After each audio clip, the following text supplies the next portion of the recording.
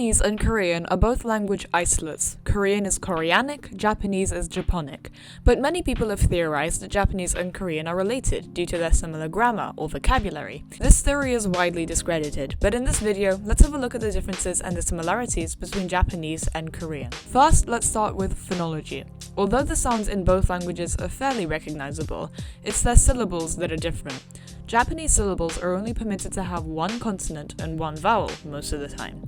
In Korean though, it's a bit more lenient with a CVC syllable structure. This means syllables in Korean can have a consonant after the vowel. Aside from syllable structure, Japanese vowels are all pure, meaning that there aren't any diphthongs, but Korean has quite a few, like in the word maul, meaning village. But one reason why Korean and Japanese are similar is because of their syntax. They both follow an SOV word order, but even when sentences become more complex, the word order can be translated word for word in either language. For example, if we say 우리가 언제 갈지 상관없어요 in Korean and 私たちはいつ行っても構わない in Japanese, in English these both mean I don't care when we go, and the word order is exactly the same.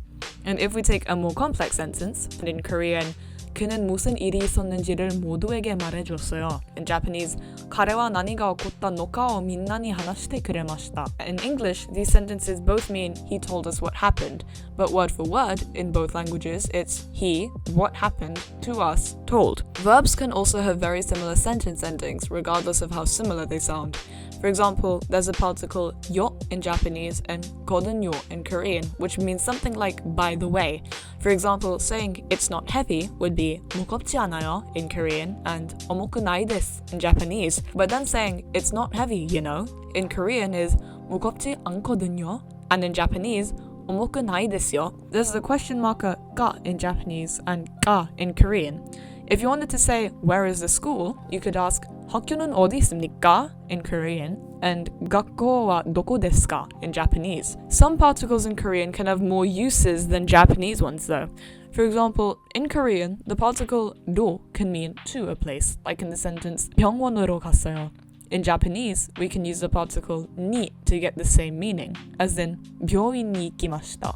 But in Korean, that particle 로 can also mean using. For example, 소고기를 포크로 먹었어요. I ate the beef with a fork. You can't use the particle ni in Japanese to carry out the same meaning. You'd have to use the particle de, as in 牛肉をフォークで食べました. One thing I found interesting was that in English, you can say something like the more you read, the smarter you become, in which if one thing happens, the other thing happens. Korean and Japanese both have a particle for this. For example, in Korean, we can translate that sentence as 익수록 똑똑해진다, literally read, the particle, smart, become. And in Japanese, you can have読めば読むほど賢くなる, literally read, conditional form, read, the particle, clever, become. In Korean, it's that surok particle, and in Japanese, it's hodo, although in Japanese the construction is a bit more complex. On the subject of particles, I should also mention that both languages have quite a lot. Notably, both languages all have a topic, subject, and object marker. There's also direction particles, location particles, instrumental particles, possessive particles, and a whole lot more. Also, both languages conjugate verbs. Neither conjugate verbs for person, but they do for politeness. If we said he went to the store in both languages, casually we'd have 그는 가게에 갔어 and彼は 미세니 있다. And more politely, we could have 그는 가게에 갔어요 or 그분은 가게에 갔습니다 in Korean and彼は 미세니行きました in Japanese. Something I picked up on while studying both languages was that a lot of expressions have the same semantic meaning. For example, to be thirsty in Korean is 목이 마르다 and in Japanese is 노도가 가와ku. Both literally mean throat is dry. Another example is to catch a fever.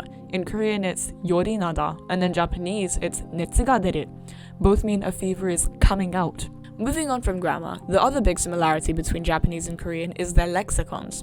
A lot of Korean and Japanese vocabulary is similar. For example, there's Korean 실패 and Japanese 실패, both meaning failure.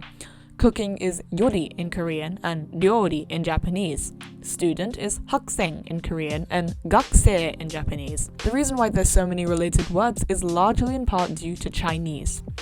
Both languages have a lot of Chinese loanwords. Around 60% of both languages' total vocabulary. So if we assume that both languages borrowed the same words from Chinese, then they'll have a lot of similar words. Both languages have undergone heavy Chinese influence, like how Korean once used the Chinese writing system, or how Japanese basically still uses it along with two other systems, which both also evolved from Chinese characters. If there's so many words from Chinese in both languages though, surely there's some cognates between native Korean and native Japanese words, right?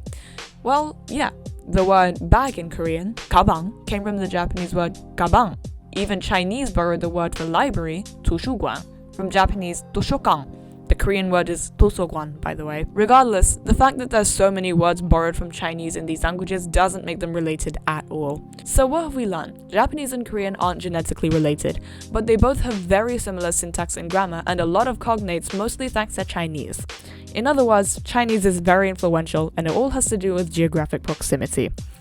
Anyways, I hope you enjoyed this video. If I said something wrong, then please correct me in the comments and I'll pin your message. Make sure you voted in that card in the top right corner so I know what to post next. Thank you for watching and have a nice day.